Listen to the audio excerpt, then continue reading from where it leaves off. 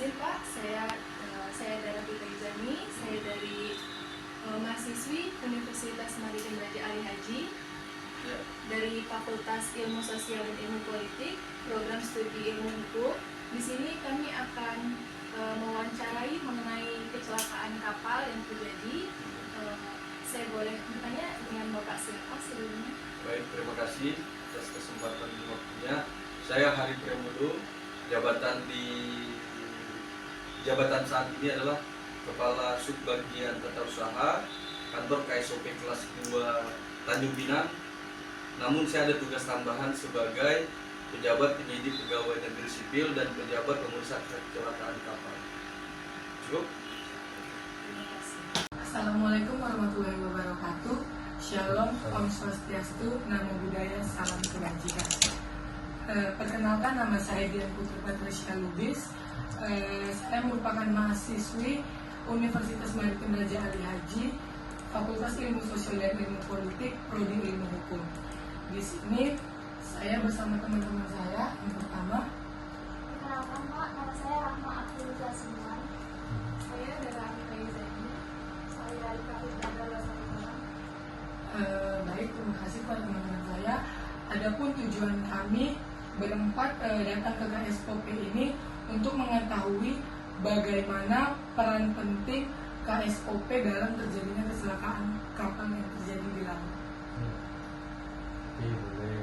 Jadi dapat saya sampaikan dulu, kami sangat berperan karena ada amanah Undang-Undang Nomor 17 Tahun 2008 tentang pelayaran.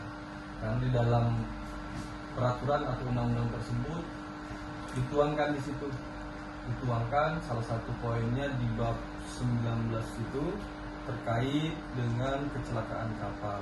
Jadi silakan, ada yang mau ditanyakan bisa ditanyakan ke saya. Di sini kami mempunyai 7 pertanyaan, Pak. Oke. Di mana pertanyaan pertama itu berapa kali pernah terjadi kecelakaan dalam 5 tahun terakhir ini, Pak? Jadi coba pertanyaannya agak dikunci lagi, di wilayah KSOP Tanjung Pinang atau di Kepulauan Riau atau seluruh Indonesia? Khususnya di KSOP Tanjung Oke, Pinang. kalau di dalam wilayah kerja DLKR DLKP kami untuk tahun dihitung 5 tahun terakhir ya, baru hanya 1. Karena harapan kita selalu utamakan keselamatan yang mana kembali ke zero accident.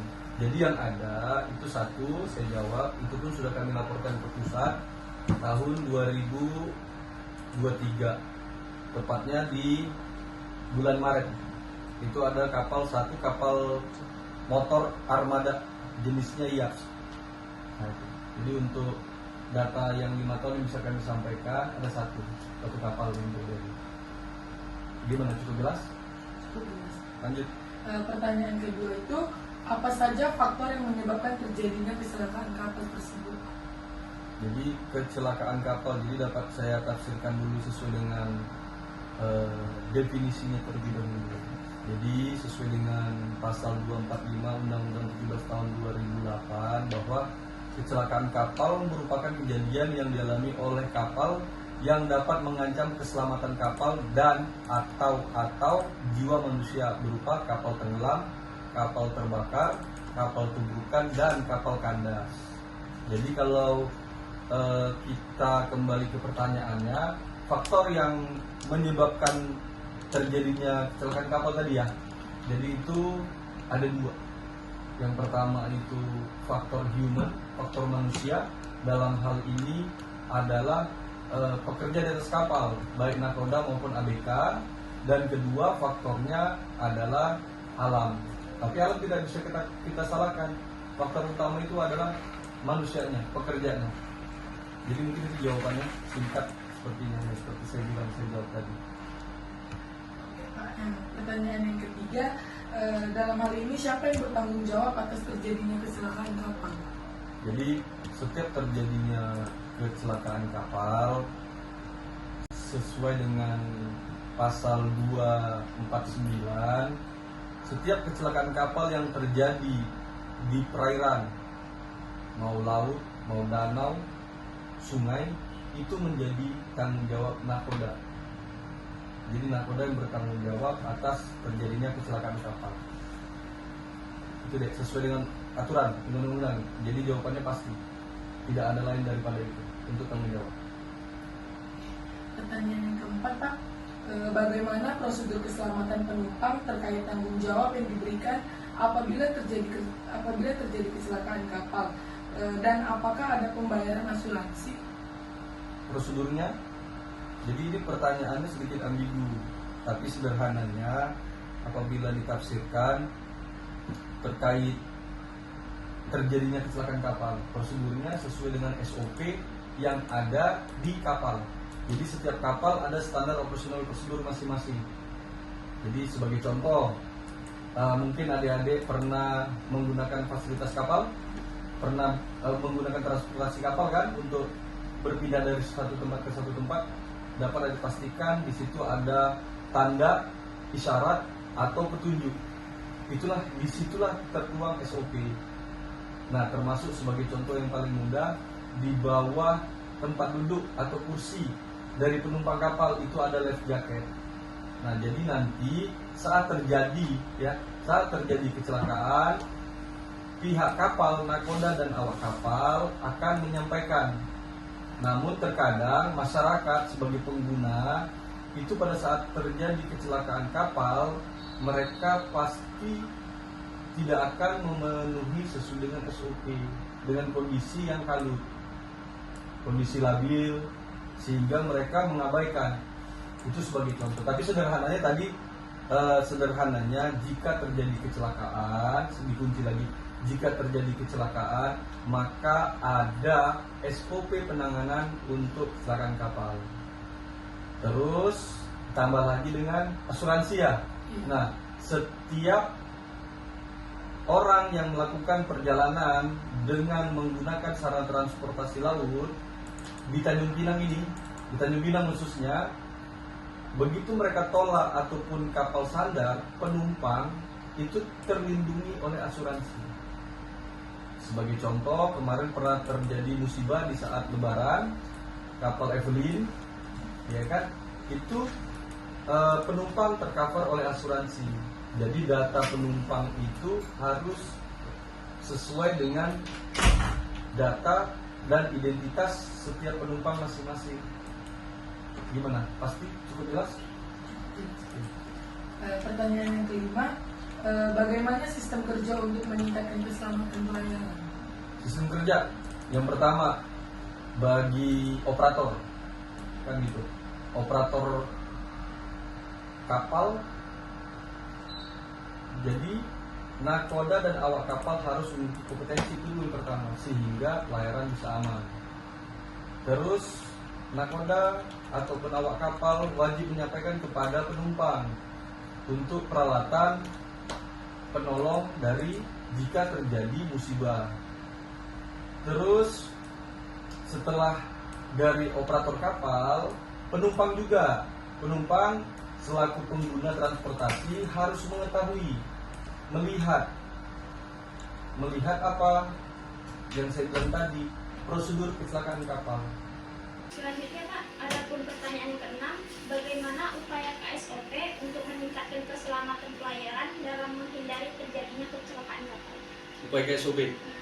Jadi seperti yang diamanahkan di Undang-Undang Pelayaran, KSOP punya kewenangan di situ. KSOP sebagai regulator. Dan jadi yang pertama dari KSOP itu melaksanakan kegiatan sosialisasi. Tujuannya targetnya adalah untuk operator pelabuhan, operator kapal, dan pengguna jasa transportasi laut.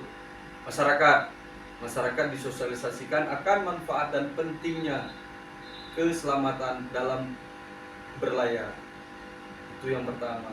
Yang kedua, setiap kapal yang akan bertolak sebelum menerima surat persetujuan berlayar itu dari kita pihak Sabandar, dalam hal ini KSOP kelas 2 Tanjung Pinang, melakukan pengecekan baik dokumen maupun fisik kapal, sehingga dipastikan kapal yang akan berlayar itu layak laut.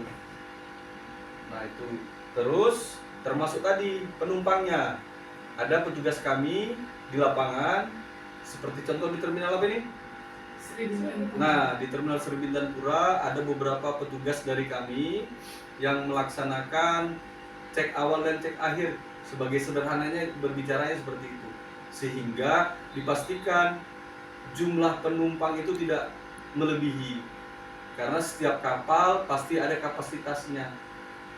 Nah, jadi jangan sampai itu tidak terpenuhi. Terus upaya yang dilakukan oleh KSOP, manakala tatkala tak terpenuhinya unsur keselamatan, maka dilaksanakan masuk ke tahapan keamanan dan bisa jadi ke penegakan hukum. Terjadi sebagai contoh tadi kan sampai sejauh mana kecelakaan kapal, ada kewenangannya kita untuk melakukan pemeriksaan akan setelah terjadinya kecelakaan kapal tadi yang seperti di awal saya bilang sesuai dengan Undang-Undang Nomor 17 Tahun 2000 berapa coba? 2008 tentang pelayaran. Nah, jadi semua dilakukan sesuai dengan aturan dan ketentuan. Terendahnya adalah standar operasional prosedur. Begitu. Pertanyaan kedua, apakah ada teknologi untuk menanggulangi adanya kecelakaan kapal? Teknologi untuk menanggulangi. Kalau kita bicara teknologi dan menanggulangi, apa tadi pertanyaannya? Apakah ada teknologi untuk menanggulangi adanya kecelakaan kapal? Kecelakaan kapal itu tidak bisa dan tidak tahu kapan terjadi. Jadi yang bisa itu teknologinya berbicara sebelum terjadi nih. Contoh, salah satu fasilitas BMKG. Nah itu. Yang kedua, fasilitas yang ada di kapal seperti radar, GPS, peta. Itu sebagai peralatan pendukung untuk, kalau kita berbicara teknologi, mencegah. Ya kan? Nah jadi kalau kita bicara teknologi untuk mencegah atau menanggulangi tadi? Menanggulangi. Nah, ada lagi contoh kapal yang tenggelam. Di dalam kapal itu ada muatan bahan bakar. Jadi pasca terjadi yang bisa. Jadi perhubungan laut dan stakeholder lainnya itu akan bekerja sama untuk memproteksi tumpahannya dengan teknologi, peralatan yang dengan teknologi canggih. Itu contoh, ya kan? Terus kalau kita bicara teknologi lagi tadi untuk menanggulangi, kembali tadi untuk pencarian orang. Tapi itu domainnya sama Basarnas. Ya kan? Basarnas yang memiliki peralatan, kami stakeholder terkait akan mendukung. Jadi peralatan-peralatan canggih dalam penanggulangannya nih itu di Basarnas domainnya. Kalau kami terkait di tumpahan minyak, pencemarannya. Nah itu. Jadi kembali tadi sesuai dengan ini tadi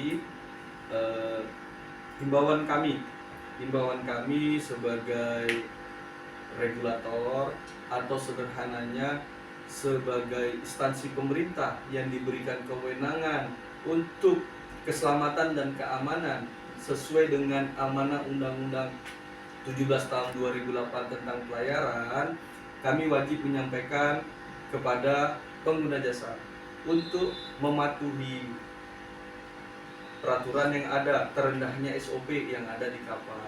Terus yang kedua, saat terjadi kecelakaan kapal, jangan kalut. Ikuti apa yang diarahkan dari kapal, dalam hal ini dari awak kapal, baik nahkoda maupun pekerja di atas kapal, sehingga resiko itu semakin rendah atau zero accident lah. Jadi saat terjadi tidak ada lagi namanya korban jiwa. Nah mungkin itu yang bisa dapat kami sampaikan. Kalau seandainya masih ada pertanyaan lain dari 7 pertanyaan itu atau ada pengembangan pertanyaan, silakan saya kembalikan ke adik-adik. Sudah cukup? Nah jadi tadi mudah-mudahan itu bisa menjawab dari pertanyaan yang ditanyakan dari adik-adik ke kami. Yang paling penting tadi yang perlu kami sampaikan, kami sebagai regulator melaksanakan tugas sesuai dengan undang-undang.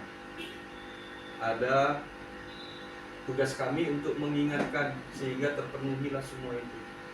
Mungkin itu ya. Terima kasih. Saya kembalikan kepada adik sebagai MC. MC itu moderator. Pak. Iya. Terima kasih atas informasi.